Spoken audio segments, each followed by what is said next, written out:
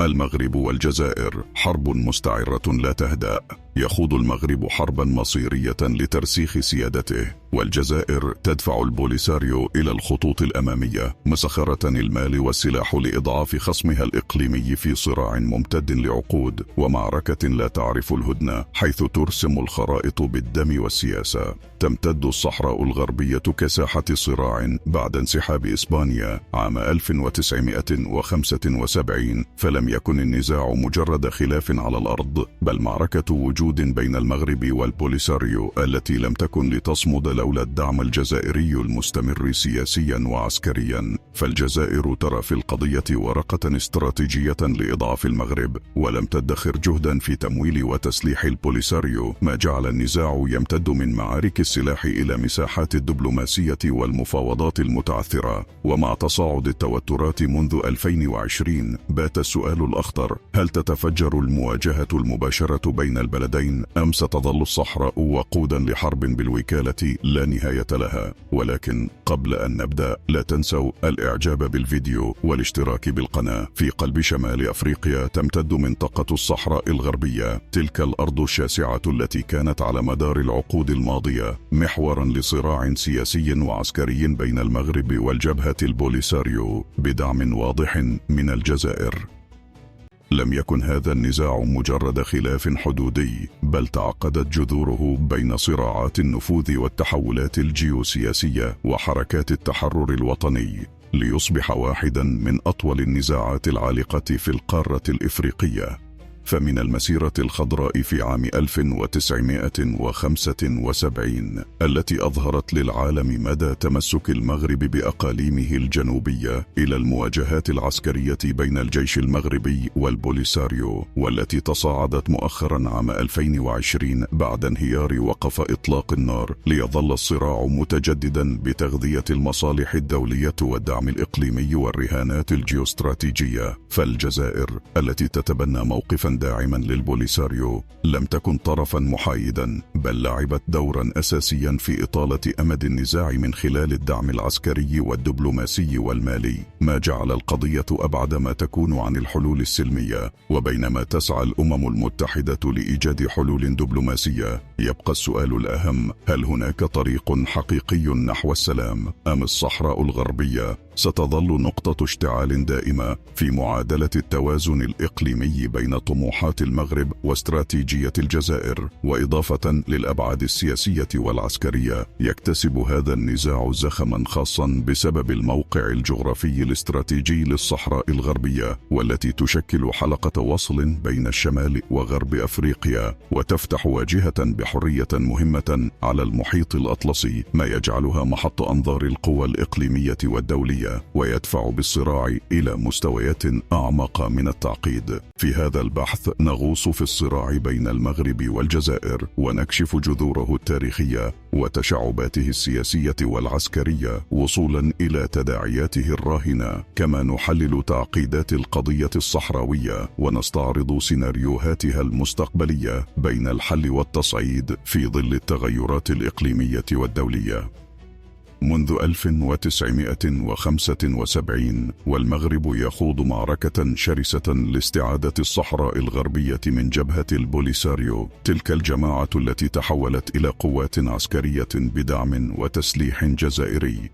فلم يكن هذا النزاع مجرد خلاف حدودي، بل صراع إقليمي أشعل المنطقة وجعل الحرب ممكنة في أي لحظة. في نوفمبر عام 2020 اندلعت مواجهات عسكرية في الصحراء الغربية بين المغرب وجبهة البوليساريو، تلك الحركة التي تسعى لاستقلال الإقليم عن المغرب، وذلك بعد نحو 3 عقود من الهدنة التي رعتها الأمم المتحدة منذ عام 1991. وقد بدأ التصعيد مع إعلان البوليساريو انتهاء التزامها باتفاق وقف إطلاق النار على خلفية أزمة معبر الكركرات التجارية التجاري الذي يربط المغرب بموريتانيا. ففي أكتوبر 2020 أغلقت عناصر تابعة للجبهة المعبر، مما استدعى تدخل الجيش المغربي في 13 من نوفمبر لإعادة فتحه وتأمين حركة المرور، وهو ما اعتبرته البوليساريو خرقا للاتفاق. فأعلنت استئناف عملياتها العسكرية ضد المغرب، وتوسعت المواجهات على طول الجدار الأمني المغربي في المنطقة العازلة وسط دعوات دولية متكررة لاحتواء التصعيد والعودة للمفاوضات. لكن على خلفية هذا الصراع برز دور الجزائر كطرف فعال، حيث قدمت دعما سياسيا ولوجستيا للبوليساريو، ما جعلها جزءا من المعادلة الإقليمية المعقدة. فما هي علاقة الجزائر بذلك الصراع على الصحراء؟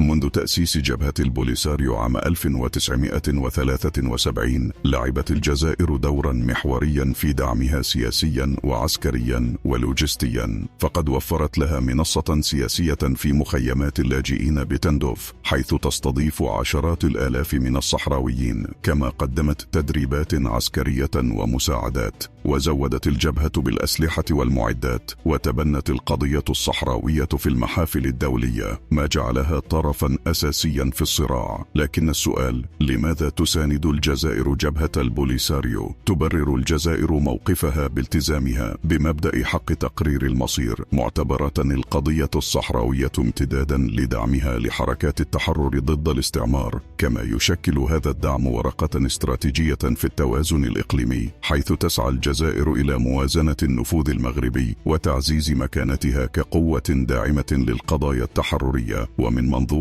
أممي، ترى الجزائر أن استقلال الصحراء الغربية قد يحقق استقرارا على حدودها الجنوبية الغربية، ويحد من التحديات الأمنية، ويمنع سيطرة المغرب على موارد المنطقة. لكن هذا الدعم أسهم في تعميق الخلاف مع المغرب، ليصبح ملف الصحراء الغربية أحد أبرز محاور التوتر بين البلدين، ويؤجج صراعا إقليميا ممتدا لعقود. فقد عزز ذلك الدعم من رفع قدرات الجبهة العسكرية والسياسية، ما أعاق جهود التوصل لتسوية سلمية. فترى الرباط أن الجزائر ليست مجرد داعم، بل طرف مباشر في الصراع، معتبرة دعمها للبوليساريو تهديدا لوحدة أراضيها ومحاولة لتقسيم المغرب. وفي مواجهة ذلك يرسخ المغرب سيطرته على الصحراء عبر تعزيز وجوده العسكري وتنفيذ مشاريع تنموية كبرى لتحسين الأوضاع الاقتصادية والاجتماعية في الأقاليم الجنوبية. هذه الاستراتيجية لا تهدف فقط إلى تطوير المنطقة، بل لإثبات قدرته على إدارتها، ما يعزز موقفه في النزاع إقليميا ودوليا.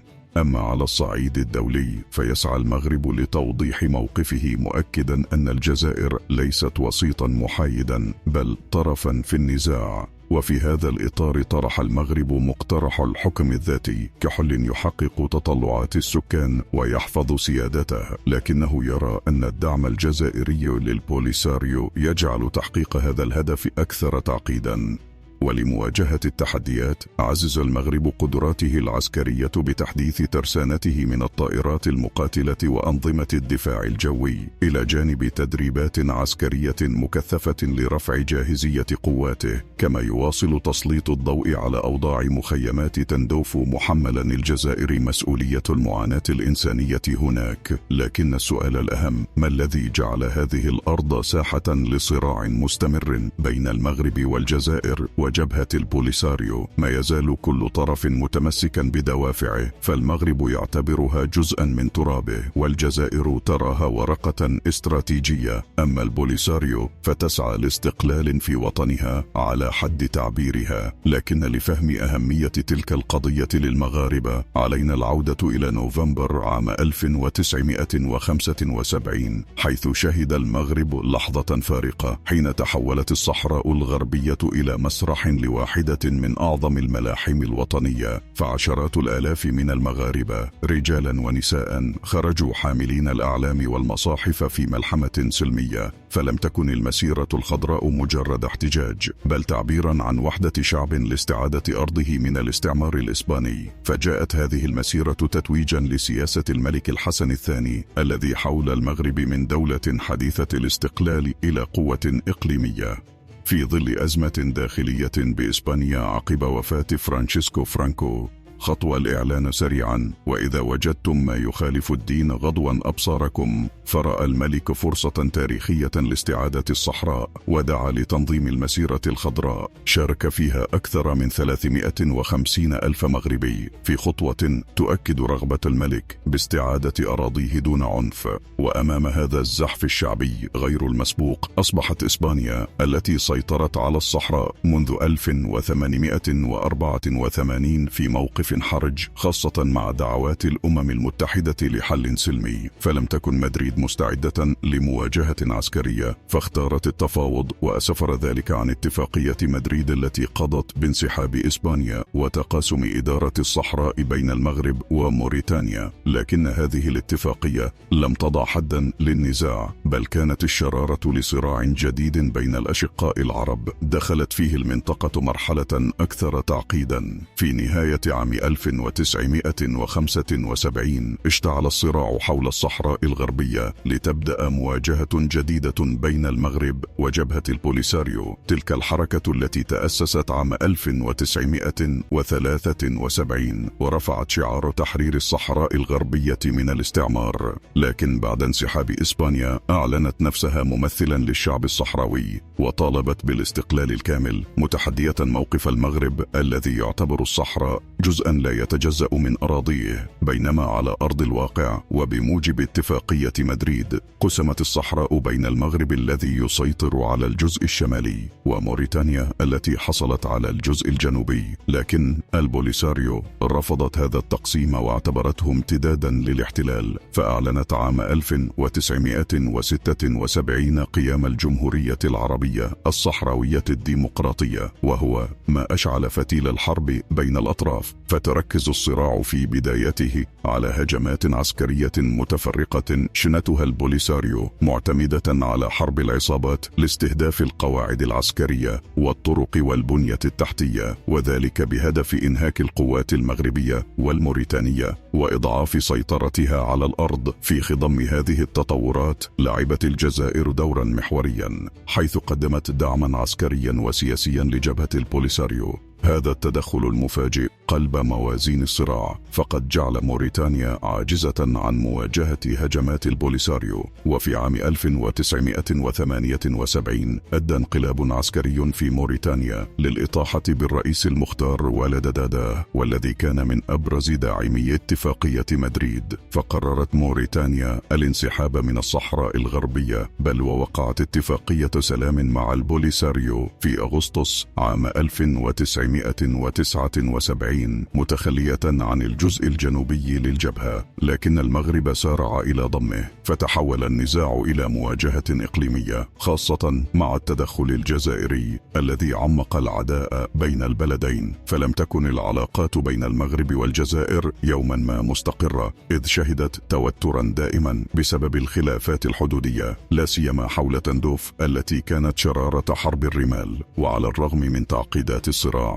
ظلت الدبلوماسية خيارا مطروحا في البحث عن حل للأزمة، حيث قامت الأمم المتحدة والاتحاد الإفريقي بوضع خطة سلام تقضي بإجراء استفتاء لتقرير مصير الصحراء الغربية، والذي كان يعرف باسم خطة التسوية. وقد وافق كل من المغرب وجبهة البوليساريو على هذه الخطة، مما مهد الطريق لتوقيع اتفاقية وقف إطلاق النار في سبتمبر عام 1991. فكانت نقطة تحول، حيث توقفت الأعمال العدائية رسميا، وتم إنشاء بعثة الأمم المتحدة للاستفتاء والإشراف على تنفيذ خطة التسوية. لكن حدث خلاف بين المغرب والبوليساريو حول قوائم الناخبين المؤهلين، مما جعل خطة التسوية تبوء بالفشل. ومنذ ذلك الوقت وعلى مدار عقود، قدمت الأمم المتحدة عدة مقترحات لحل النزاع، لكنها واجهت صعوبات في تحقيق توافق بين الأطراف، مثل خطة بيكر عام 2003 ومقترح الحكم الذاتي المغربي عام 2007. فخطة بيكر اقترحت حكما ذاتيا مؤقتا تحت السيادة المغربية ل5 سنوات، ثم يعقبه استفتاء لتقرير المصير. فرحبت البوليساريو بهذه الخطة، لكن المغرب رفضها. أما مقترح الحكم الذاتي المغربي فقدم حلا يمنح الإقليم صلاحيات موسعة تحت السيادة المغربية، لكنه قوبل برفض البوليساريو والجزائر وتمسكوا بإجراء الاستفتاء. ومع مرور الوقت تغيرت الأولويات الإقليمية والدولية، حيث عزز المغرب سيطرته على الصحراء الغربية، بالإضافة إلى اعتراف الولايات المتحدة بسيادة المغرب على الصحراء الغربية في ديسمبر 2020، ما أعطى المغرب دفعة دبلوماسية قوية وأضعف موقف البوليساريو. واليوم يظل الوضع على حاله بين شد وجذب، لكن السؤال الذي يطرح نفسه: الصحراء من حق من؟ ولكشف الحقيقة علينا العودة إلى الجذور، إلى أعماق التاريخ، لنفهم أصل الصحراء الغربية قبل أن نغوص في تفاصيل الصراع الحديث. تعد الصحراء الغربية من أكثر المناطق إثارة للجدل، ليس فقط بسبب النزاع السياسي والعسكري، بل أيضا لتاريخها العريق وموقعها الاستراتيجي.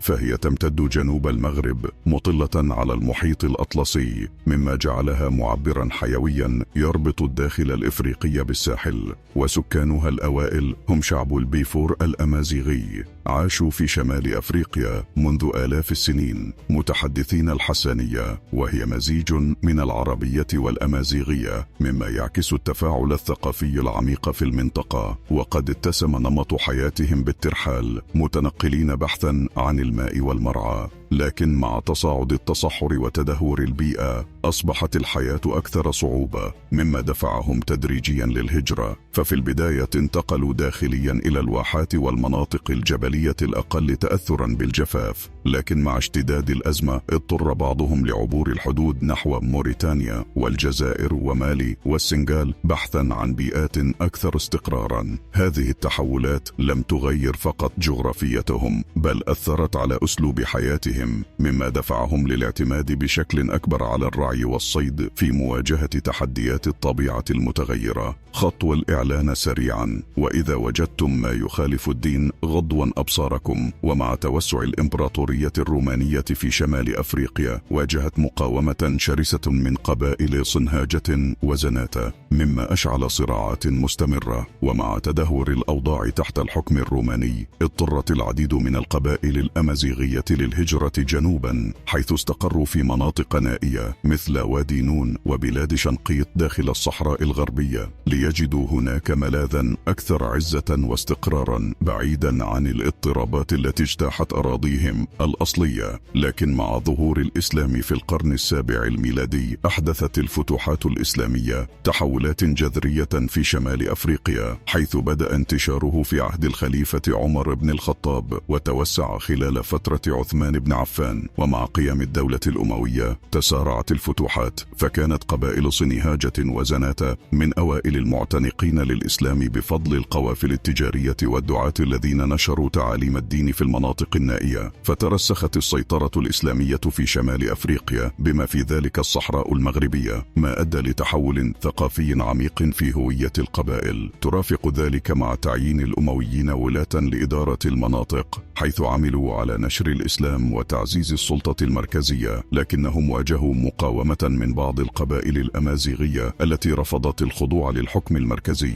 خاصة فيما يتعلق بدفع الضرائب. ومع ظهور أولى علامات الضعف على الدولة الأموية برزت حركات تمرد من بعض القبائل الأمازيغية، والتي سعت للتحرر من الهيمنة المركزية، الأمر الذي أدى لتراجع السيطرة الأمنية على العديد من المناطق بما في ذلك الصحراء المغربية، حيث أعلنت بعض القبائل استقلالها مستغلة ضعف الدولة الأموية لترسيخ سيادتها المحلية. لكن بعد سقوط الخلافة الأموية وظهور الدولة العباسية عام 750 للميلاد أصبحت الأقاليم البعيدة أقل ارتباطا بالحكم المركزي. وفي تلك الحقبة شهد المغرب بداية تأسيس الدول المستقلة، والتي لعبت دورا محوريا في تشكيل التاريخ السياسي والثقافي للمنطقة بما في ذلك الصحراء المغربية. ففي عام 788 للميلاد أسس إدريس بن عبد الله الدولة الإدريسية، وهي أول كيان سياسي إسلامي مستقل في المغرب، وكانت لها قوة دينية وثقافية ساهمت في تشكيل هوية المنطقة.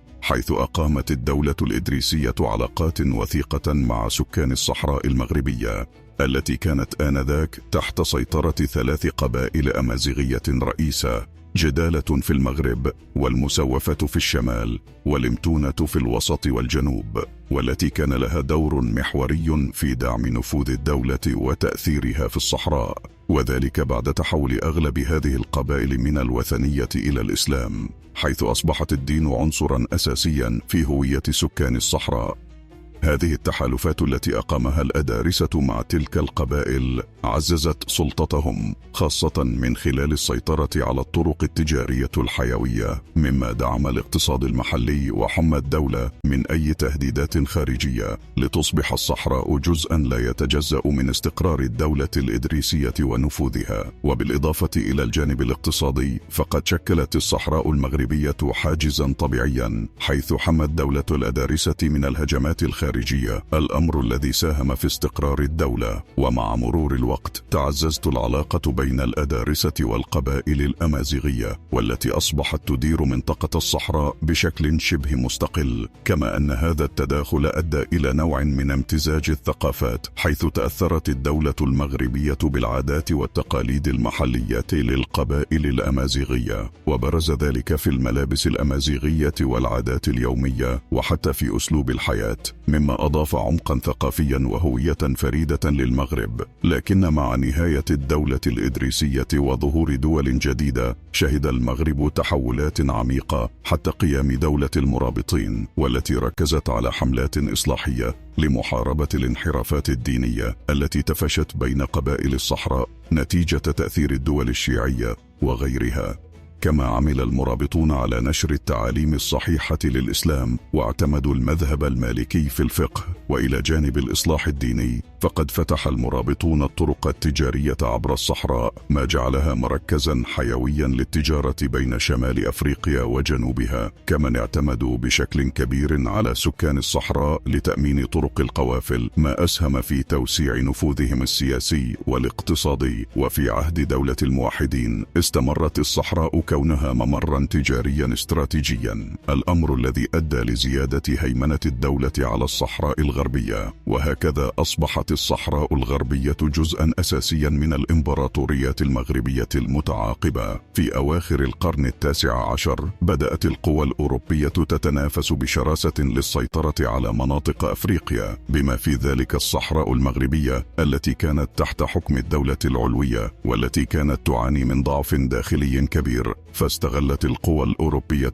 هذا الوضع لفرض نفوذها، ما أدى لتقسيم المغرب والصحراء بين فرنسا وإسبانيا، وذلك عبر سلسلة من الاتفاقيات الدولية، مثل مؤتمر الجزيرة الخضراء عام 1906 الذي وضع الأساس لتقسيم النفوذ الأوروبي في المغرب، وكذلك معاهدة فاس عام 1912 والتي جعلت المغرب تحت الحماية الفرنسية والإسبانية. فسيطرت فرنسا على الجزء الأكبر من أراضي المغرب، بما في ذلك المناطق الجنوبية القريبة. أما إسبانيا فقد سيطرت على الصحراء الغربية، وأصبحت تعرف باسم الصحراء الإسبانية. هذا التقسيم شكل بداية لمرحلة جديدة من النزاعات السياسية والاقتصادية التي أثرت على المنطقة لعقود. كما عانى سكان الصحراء الغربية خلال فترة الاحتلال من الاضطهاد والقمع، وتم استغلال الموارد الطبيعية مثل الفوسفات لصالح إسبانيا، دون أن يعود ذلك بأي نفع على السكان المحليين. كما فرض الاستعمار اللغة والثقافة الإسبانية على المجتمع الصحراوي، لكن وعلى الرغم من ذلك تمكن السكان من الحفاظ على تقاليدهم الثقافية والدينية. وفي منتصف القرن العشرين بدأت حركات التحرر الوطني في الصحراء الغربية تطالب بإنهاء الاستعمار الإسباني، خاصة بعد حصول المغرب على استقلاله عام 1956. كما شرع المغرب يطالب باستعادة الأراضي التي كانت ما تزال تحت السيطرة الإسبانية، بما في ذلك الصحراء الغربية، بل قدم مطالبها للأمم المتحدة، مؤكدة أن الصحراء الغربية جزء من أراضيه التاريخية، وسعى لكسب بدعم الدول الإفريقية والعربية لموقفه. وفي عام 1963 أدرجت الأمم المتحدة الصحراء الغربية ضمن قائمة الأقاليم غير المتمتعة بالحكم الذاتي، مما عزز مطالب المغرب باستعادتها. ثم تلا ذلك عدة حركات كان أبرزها المسيرة الخضراء في نوفمبر عام 1975. بينما على الجانب الآخر تم تأسيس جبهة البوليساريو من سكان الصحراء المغربية في عام 1963، والتي قادت الكفاح المسلح ضد إسبانيا، كما قدمت برنامجا سياسيا واضحا يدعو للاستقلال وإنهاء الاستعمار. وفي عام 1975 انسحبت إسبانيا من الصحراء الغربية، وتم توقيع اتفاقية مدريد بين إسبانيا والمغرب وموريتانيا، والتي بموجبها تم تقسيم الصحراء الغربية بين المغرب وموريتانيا.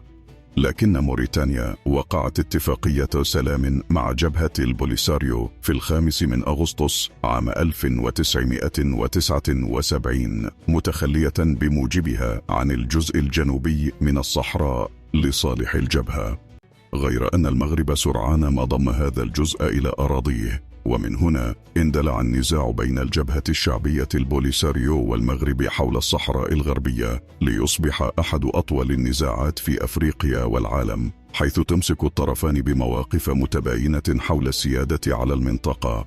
ورغم مرور سنوات طويلة، ما يزال الحل هو الجلوس على مائدة المفاوضات بهدف التوصل لحل سلمي ينهي هذا الصراع ويحدد مصير الصحراء الغربية بما يرضي جميع الأطراف المعنية. لا تنسوا الاشتراك في القناة وتفعيل زر الجرس والإعجاب بالفيديو. طبتم وطاب إلى الجنة مسعاكم، والسلام عليكم ورحمة الله وبركاته.